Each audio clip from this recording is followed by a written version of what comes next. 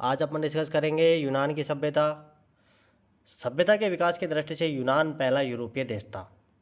सभ्यता के विकास की दृष्टि से यूनान क्या था? पहला यूरोपीय देश था। इतिहासकारों का मत है कि यूनान के आदि निवासी मायोनियन लोगों को पराजित करके उन्हें गुलाम बना लिया था। उन्होंने अपने मौलिक चिंतन तथा निष्ठा से एक महान सभ्यता एवं संस्कृति का निर्माण किया। अनुमान है कि यूनान सभ्यता का जन्म 1500 ईसा पूर्व हुआ था।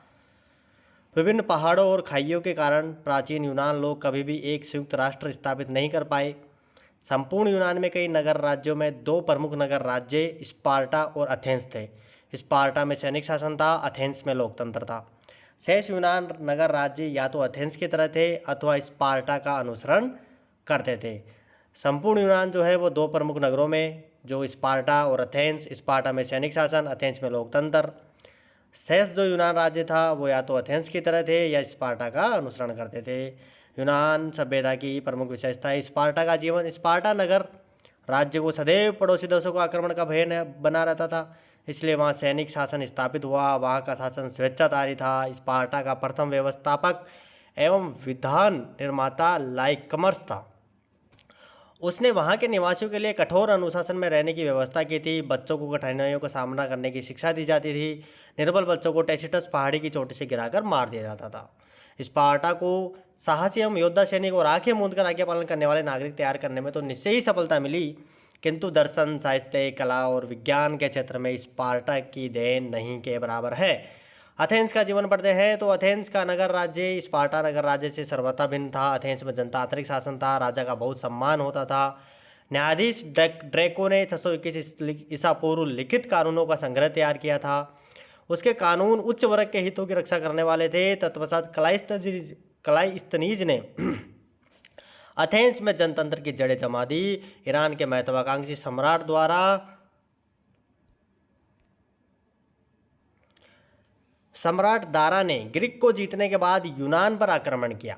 अथेंस व ईरानियों के मध्य मैराथन मैदान में युद्ध हुआ।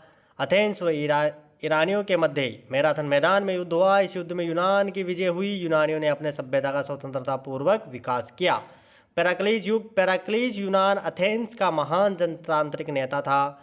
पेराक्लीज ने अपने सुधारों के द्वारा अथेंस के प्रजातंत्र को व्यापक एवं सुदृढ़ बनाया।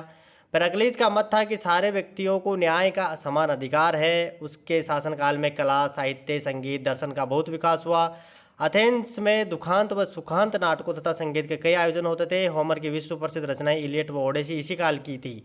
उसके समय में गणित, ज्योतिष, दर्शन की शिक्षा दी जाती थी। इसी काल में विश्व प्रसिद्ध दार्शनिक सुकरात ने ज्ञान व चरित्र के विकास पर बल दिया। दार्शनिक प्लेटो, अरस्तु भी इसी काल के विद्वान थे। देवी अथीना का मंदिर भवन निर्माण कला का अनुपम नमूना है। हेरोडोटस, थ्यूसिडिडीज इस युग के महान इतिहासकार थे। पाइथागोरस तथा हिप्पोक्रेटिस इस काल के प्रसिद्ध गणितज्ञ थे। इन्हीं उपलब्धियों के कारण पेराक्लीज के युग को यूनान के इतिहास में स्वर्ण युग कहा जाता है। प्रोफेसर डेविड के अनुसार पेराक्लीज का युग यूनान के इतिहास का ही नहीं वरन विश्व के इतिहास का स्वर्ण युग था। देखो पेराक्लीज युग में अपने क्या क्या देखने को मिलता है, वो ये बहुत इंपॉर्टेंट चीज़ें हैं इसमें कि पेराक्लीज जो है वो यूनान का महान जनतांत्रिक नेता था। अपने सुधारों द्वारा एथेंस के प्रजातंत्र को और सुदृढ़ बनाया। पेराक्लीज ये मानता था कि सारे व्यक्तियों का न्याय का समान अधिकार है। उसके शासनकाल में देखो कला, साहित्य, संगीत, दर्शन का भी विकास हुआ। इसे तो स्वर्ण युग बोलते हैं यूनान का। अथेंस में दुखांत, सुखांत नाटकों, संगीत के कई आयोजन होते थे।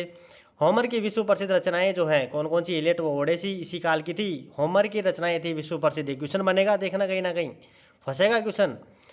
इलियड व ओडेसी होमर की विश्व प्रसिद्ध रचनाएं यूनान के समय।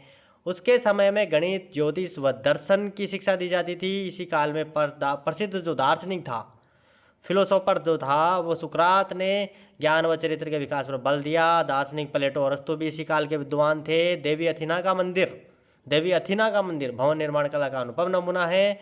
हेरोडोटस व थ्यूसिडिडीज इस युग के महान इतिहासकार थे। हेरोडोटस इतिहास का जनक हेरोडोटस। पाइथागोरस जो पाई का मान 22/7 तथा हिप्पोक्रेटिस इसी काल के प्रसिद्ध गणितज्ञ थे। पाइथागोरस प्रमेय जो अपन मैथ में पढ़ते हैं, समकोण त्रिभुज में कर्ण स्क्वायर इज इक्वल टू लंब स्क्वायर प्लस आधार स्क्वायर, पाइथागोरस। इन्हीं उपलब्धियों के कारण पेराक्लीज के युग को यूनान के इतिहास में स्वर्ण युग कहा जाता है।